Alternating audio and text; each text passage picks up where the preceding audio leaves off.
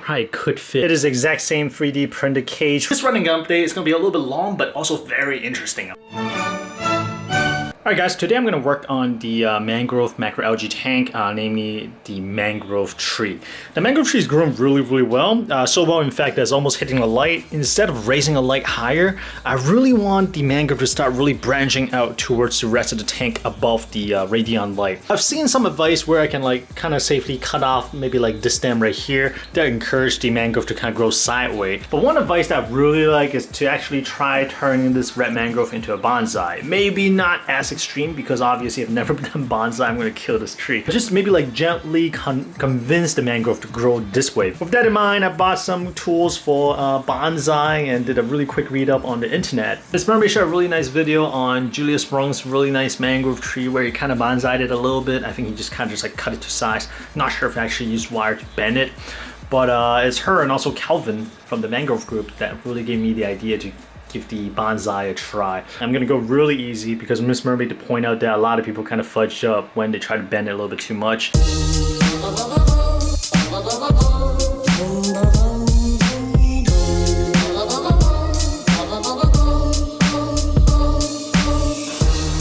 as I bend it, I'm twisting it slightly. I think I read that from a YouTube video of some sort. I don't want to just like angular bend. I want to like curve it a little bit. So it's a little bit more natural, and I think it may be a little bit easier on the plant as well, because my number one goal is not to harm the plants. And then number two, I want to move it out so that the top leaves are not shading the bottom ones. And number three, if I can create some awesome looking motion or movements, as the pros call it, that would be the icing on the cake. I think this is much better. It was like straight up before. I kind of lean it a little bit and curve in. From the front, it looks something like this. And I'm expecting the leaves to kind of like open up. I'm guessing the leaves gonna like kind of like start opening back up towards the light.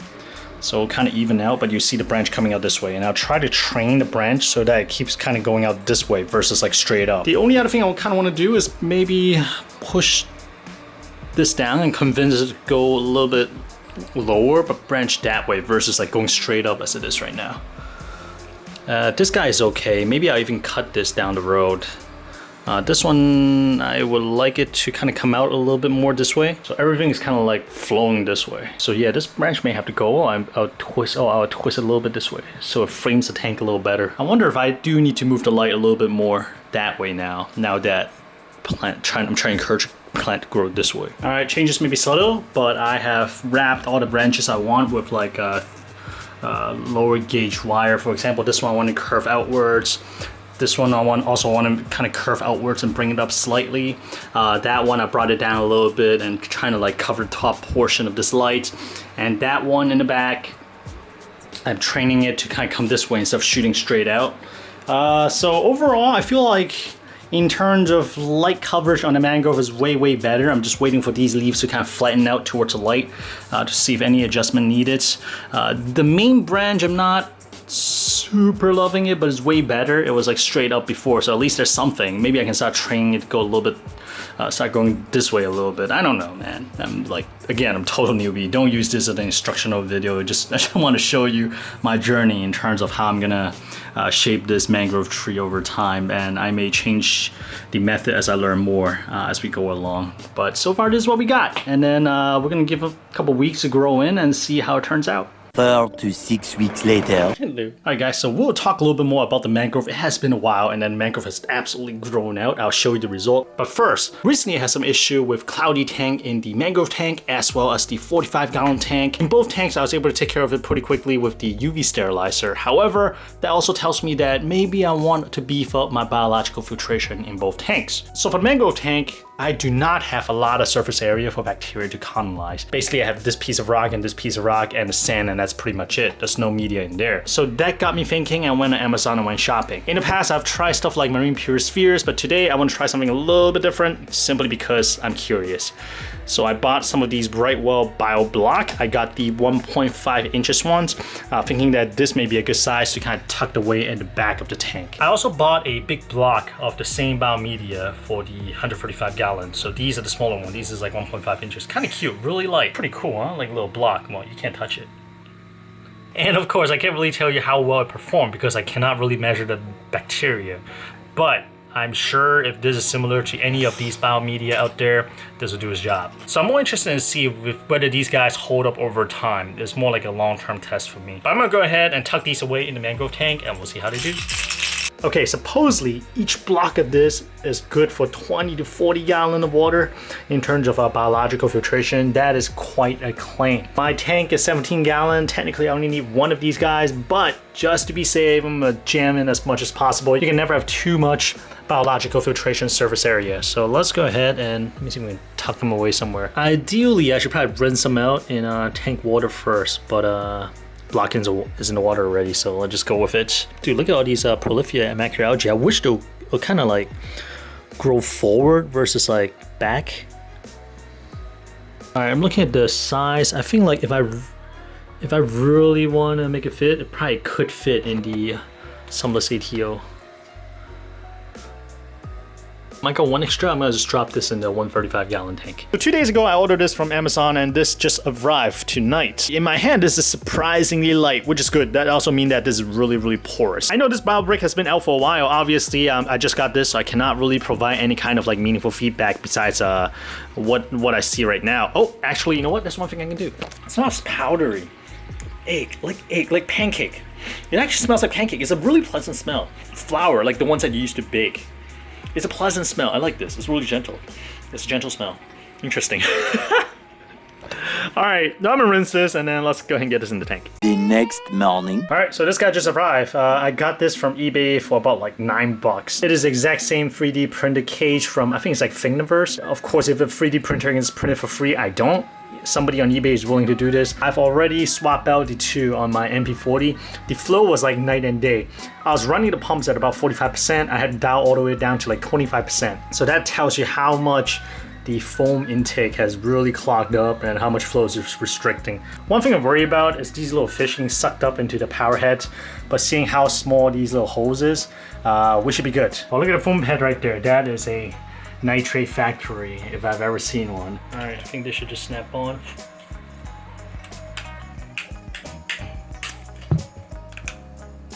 Okay, really nice and snug fits. Fits perfectly here on the section that I can like twist off. Let's try these out. Perfect. One pair of pants later. Hey, what's up, reefers? This is gonna be a full update on the 175 gallon mangrove macroalgae tank. This tank has absolutely been a pleasure for the past couple months. This running update is gonna be a little bit long, but also very interesting. I hope you do stay to the end. It has been about 6 weeks since I've done the bonsai, and let's take a look at the results, hey? I think the main stem actually straightened out a little bit, and I think it actually grew a little bit. And that's why the tree appears a little bit more straight compared to before. I feel like the bend was a little bit lower before. However, the bend did hold its shape, which is good. I was worried that it's gonna get like curled up straight, but it looks good right now. I do wish the bottom portion is a little bit more bent versus like straight up. But again, I'm really afraid of snapping it, especially since it turned brown. It's pretty stiff. I don't want to force it.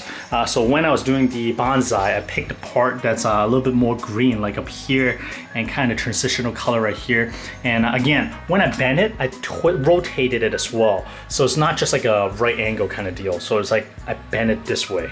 I feel like I use that motion and then it's not as stressful on the stem. Once again, I'm totally new to bonsai, if you can even call this bonsai, so do look up instruction if you plan to do this yourself. Since 6 weeks ago, you can already tell this mangrove tree has grown quite a bit already. These pair of leaves are new and these pair of leaves are new. When you look in the beginning of the video, the little spike that was coming out was actually these two leaves right here. And in this past month, it has already grown in and already 2 sets of leaves came in already. Same thing over here, this pair of leaves is new and that's why the wire kind of stopped right behind this set of leaves. These are the thinner wires I used to wrap the secondary branch. So I feel like the main stem, I'm not too successful because it looks kind of odd. It's like straight up and then kind of rotate out versus the whole thing should bend ideally. However, I feel like the secondary branches are actually pretty successful because these branches are so thin, I can shape it a lot more naturally. This branch right here was shooting straight out. I was able to like get a little curve and convince it to go a little bit more this way. From the side of the tank, it looks something like this. From the back of the tank, it looks like this.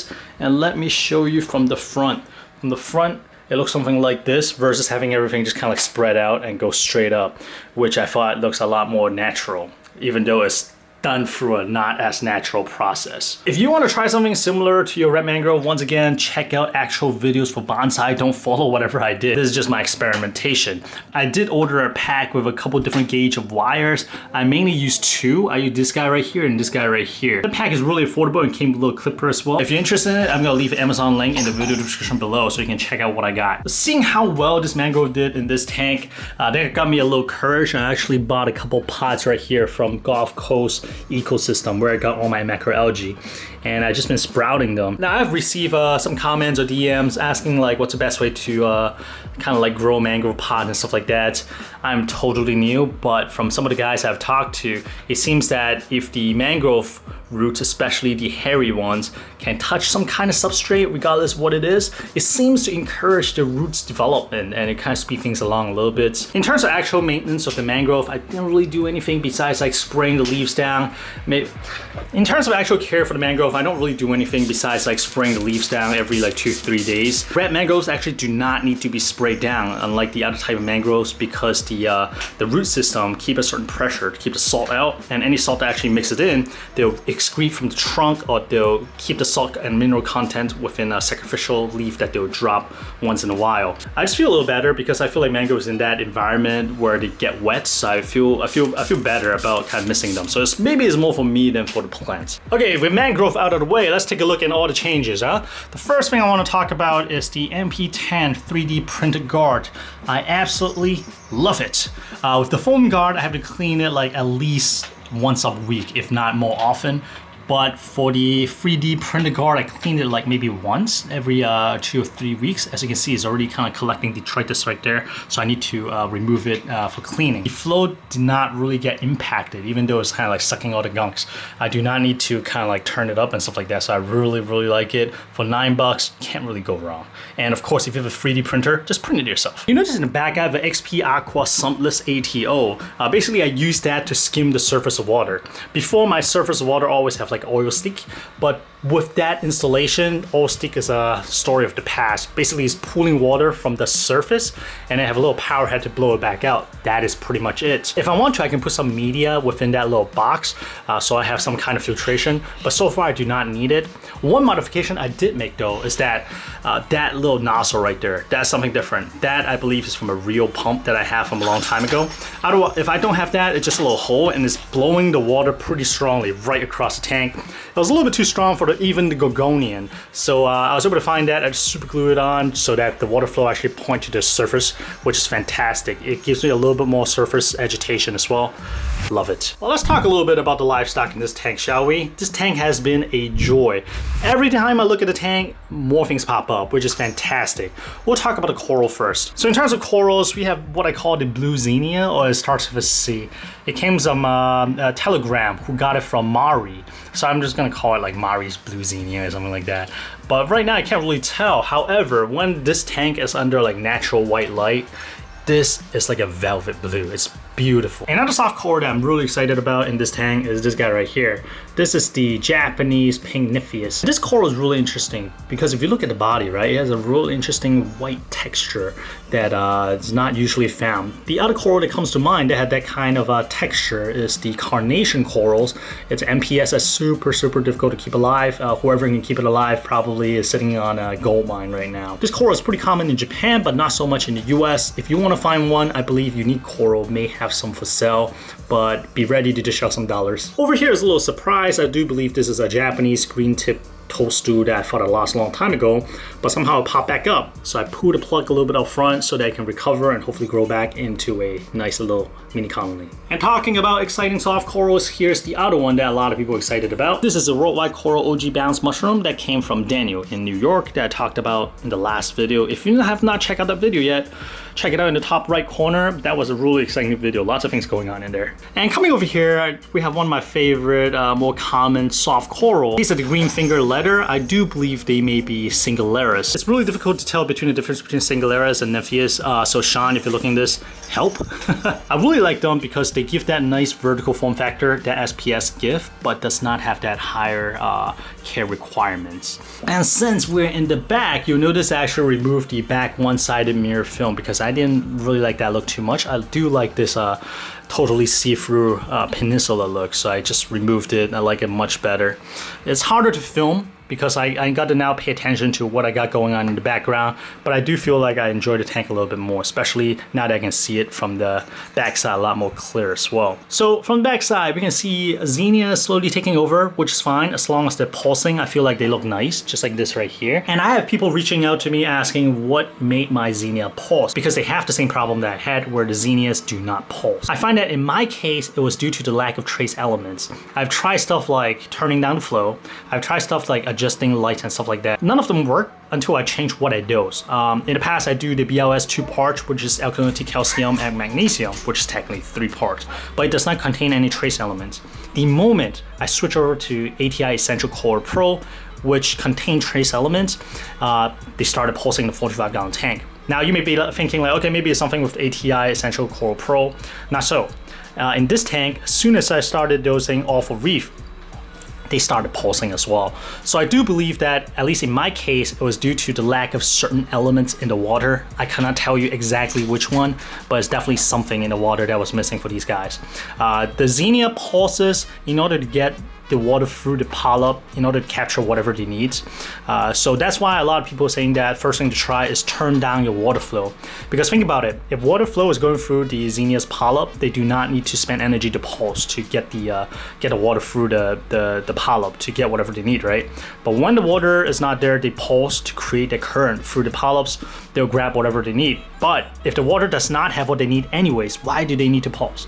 So in my case, trace element was what's missing in this tank and a 45-gallon tank. All right, that was a pretty long segue, but let's talk about Gorgonian next. I told you this video is gonna be long.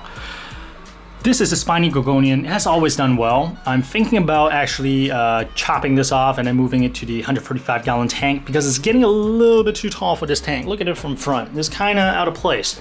Unless I can kind of prop this size a little bit higher, this Gorgonian is a little bit out of place here. So I'm thinking about possibly just lopping the top off, planting it low, and then move the rest to the 135-gallon tank. The other really exciting things in regard to Gorgonian is actually this. This is my Grubs Gorgonian that I brought over from the 45-gallon tank. I got 3 other chunks in the 135, all doing well. So this is a branch I brought, but look at this. It actually sprouted new heads right here. 1, 2, 3, 4, 5, 6 right there. This is great because this is gonna look really natural in this tank because it's grown from the grounds up for this condition. Versus like this branch right here, this doesn't look natural. It collapsed and it's growing sideways, it's kind of like a hot mess. So I'm really excited to see how this part grow out. Right here is what I believe Corky Finger. Honestly, it's just kind of there right now. I'm not sure what it's doing. Its polyps open, is doing well. I see that the second branch is slowly growing.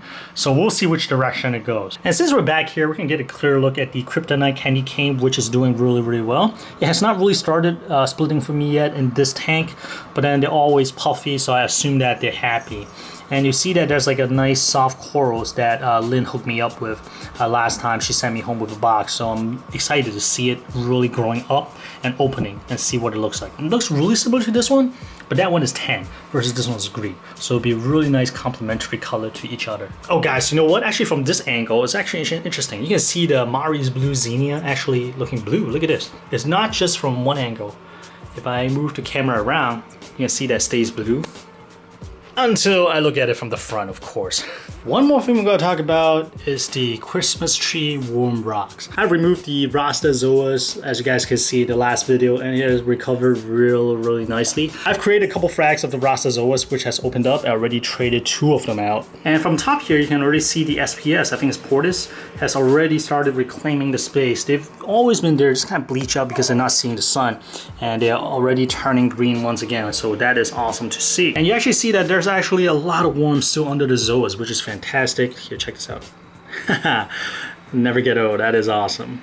All right, enough about corals and inverts and stuff like that. Let's talk about macroalgae. I feel like macroalgae is such a niche topic, at least in the past. It has always been something that certain people keep, but it's not in mainstream yet.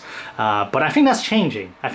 There seems to be a push to go for macroalgae tank, or at least involve macroalgae in the reef tank, as well as mangrove. I mean, who does not like this? Come on. So in terms of macroalgae, my approach has been kind of like toss in a bunch of different ones and see which ones do well. And here's, let me tell you what did well for me. This is a palm tree caliparus. I hope I'm pronouncing it right, dude. You guys are gonna let me know.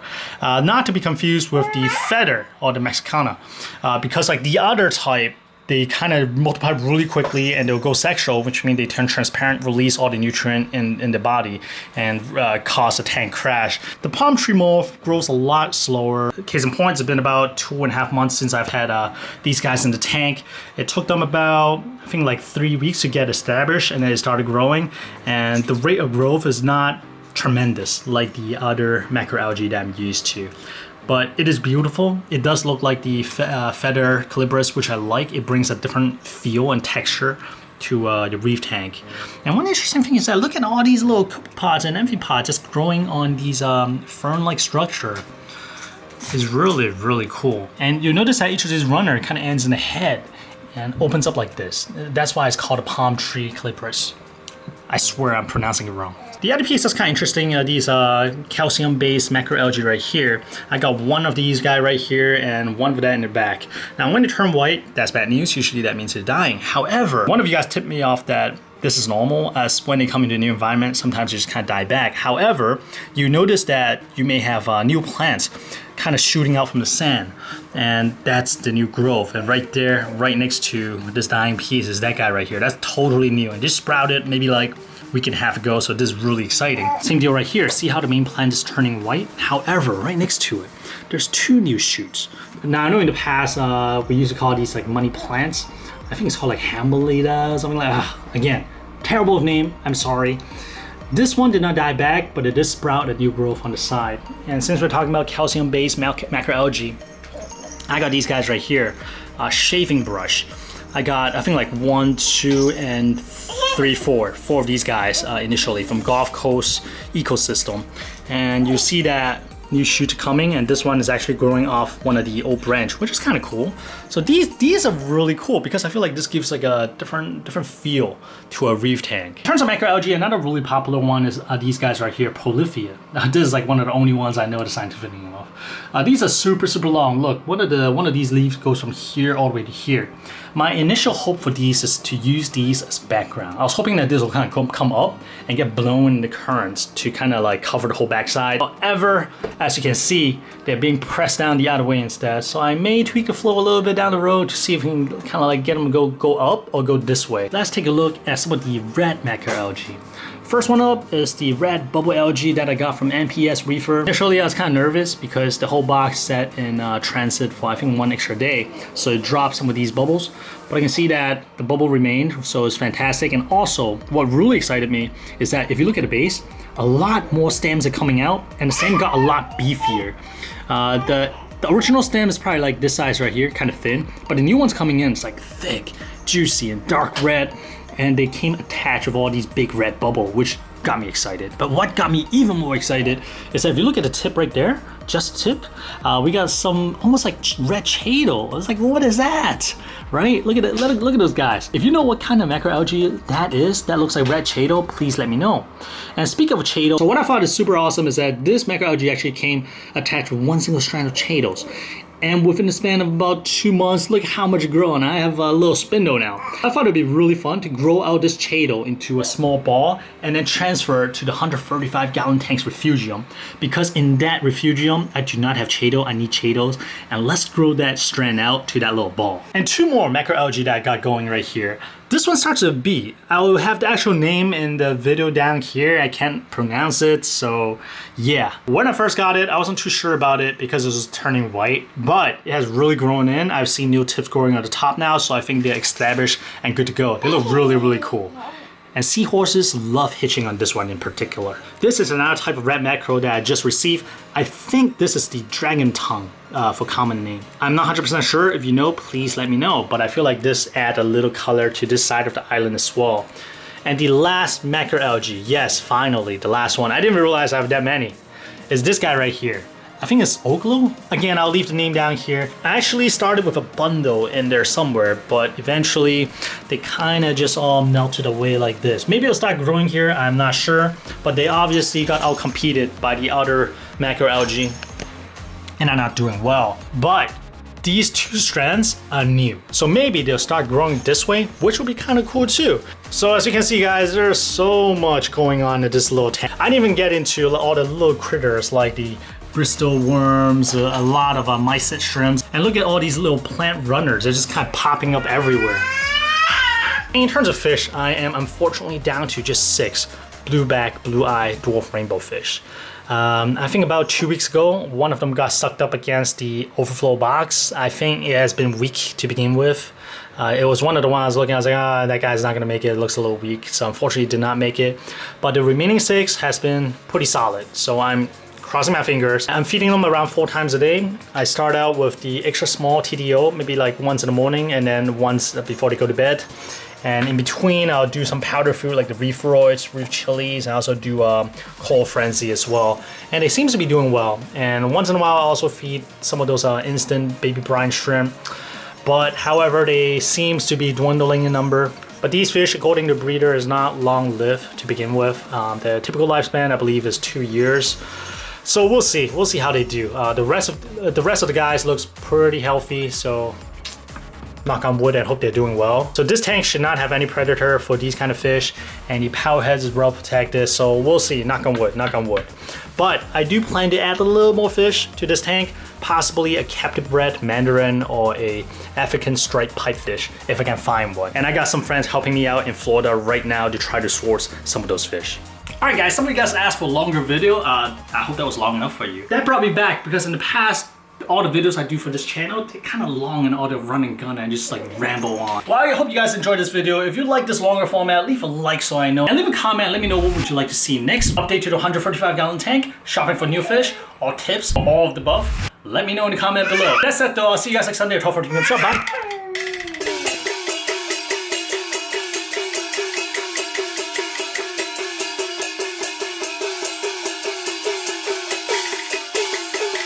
Alright guys, here it is. Look at how sleek this look, man. This looks fantastic.